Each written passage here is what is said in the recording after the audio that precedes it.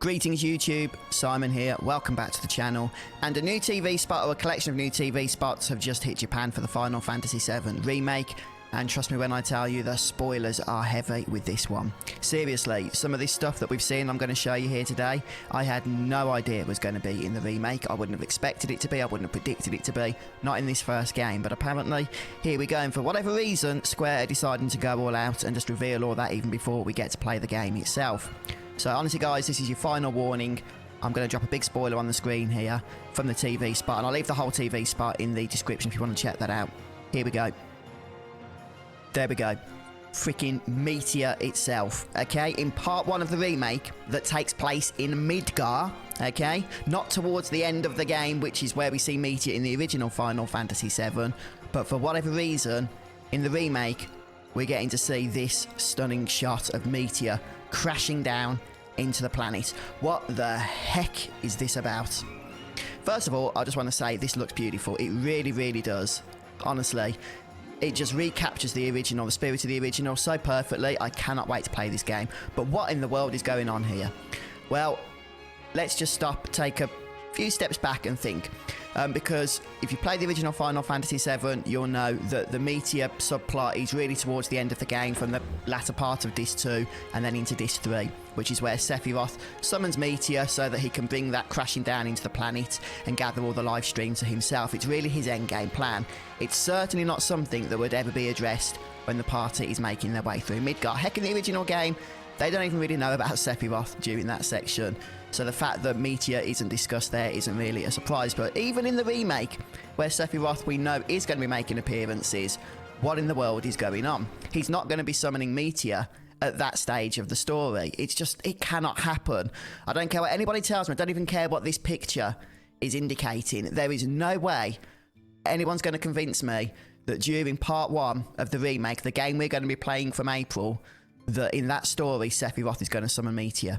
There's something else going on here. I really believe that. It could have something to do with the Watchmen of Fate. Let me just show you another picture here. Okay, so here we have a shot from the same event, Meteor crashing down, but from the ground level. We can see Cloud looking up to the sky for Midgar, and we can see that Midgar is being absolutely decimated, just as it was in the ending cinematic of the original Final Fantasy VII. But this is nowhere near the ending cinematic in terms of the story. This is part 1 of the game. But look at this, big distinction from the original version. In the background, you can clearly see Sephiroth. You can see him standing there, facing Cloud, and he even has those angel wings, doesn't he? What I'm going to be assuming then, I said this is maybe something to do with the Watchmen of Fate. It could be something to do with them. We don't know a whole lot about them yet, other than the fact that they tend to appear apparently when, you know, there's big cataclysmic events going on or people are trying to change the future. But what I'm thinking is that this is going to be some kind of vision. Maybe from Aerith, that seems the most likely, though it's possible from Cloud. Perhaps a vision as to what's going to happen if the party doesn't actually do something and try and fight against Sephiroth, that this is going to be the end result. I get the feeling this is going to be a vision of the entire planet being destroyed. How epic would that be if we get to see that? Because in the original Final Fantasy VII, Sephiroth isn't standing there, so it can't be showing us what actually happens. I think this is a vision of what could happen if the party doesn't intervene. If, you know, Cloud and his friends don't do something to stop Sephiroth. I think we're going to get an awesome scene of Meteor destroying the entire planet. Oh, think how crazy that'd be. That'd be fantastic. But obviously as well, this is a huge change from the original, because even though this probably isn't actually something that's happening because it's too early on in the story, they're not going to destroy the planet before the party's left Midgar after all. The fact that we're even learning about Meteor at that stage of the story is still a huge change from the original game. In the original, we don't even find out anything about Meteor until I think it's a Temple of the Ancients, and even then it's only really talked about briefly. It doesn't actually get summoned until much, much later on, towards the end of Disc 2. But here's my prediction. This is my theory. Could be wrong, could be completely off base, but this is what I'm going with.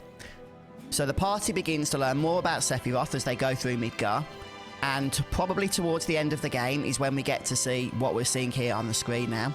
And I suspect that Aerith communes with the planet. We've seen Aerith in these TV spots as well. She communes with the planet using her abilities as one of the last of the Cetra. She speaks to the planet, and the planet reveals to her what it is that's going to happen if nobody steps up to take care of the threat that is Sephiroth. And I think, as I say, probably towards the end of the game, we're going to be using this as a little bit of sequel bait so that people want to buy part 2.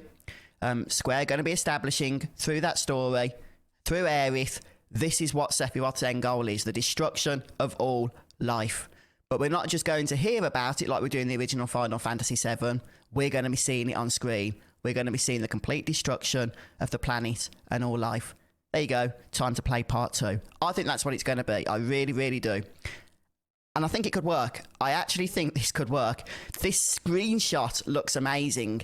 Actually getting to play the game and seeing it in action, I cannot wait.